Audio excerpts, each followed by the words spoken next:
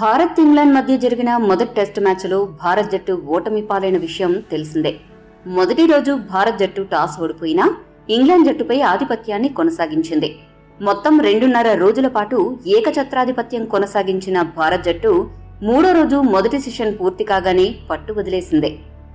అప్పటి వరకు అద్భుతంగా ఆడిన భారత్ జట్టు ఒక్కసారిగా ఎందుకలా చతికిలబడిపోయిందో ఎవరికీ అర్థం కాని పరిస్థితి. బౌలర్లు తమ ప్రయత్నం తాము చేస్తూనే ఉన్నారు.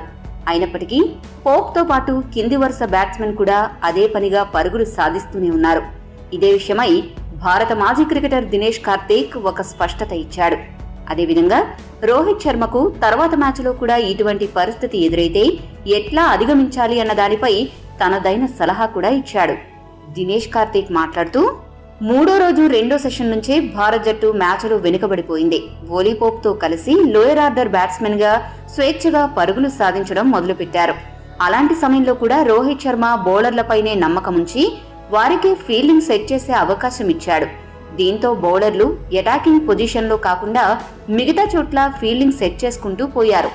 వారికంటే రోహిత్ శర్మనే ఫీల్డ్ సెట్టింగ్ బాధ్యతను తీసుకుని ఉంటే పరిస్థితి మరోలా ఉండేది.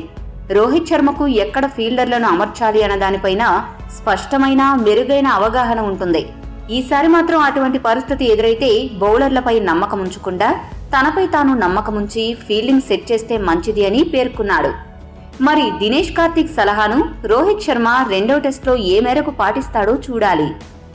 ఈ వీడియో మీకు నచ్చితే లైక్, షేర్, కామెంట్ చేయండి. మరిన్ని స్పోర్ట్స్ అప్డేట్స్ కోసం మా ఛానల్ను సబ్స్క్రైబ్ చేసుకోండి.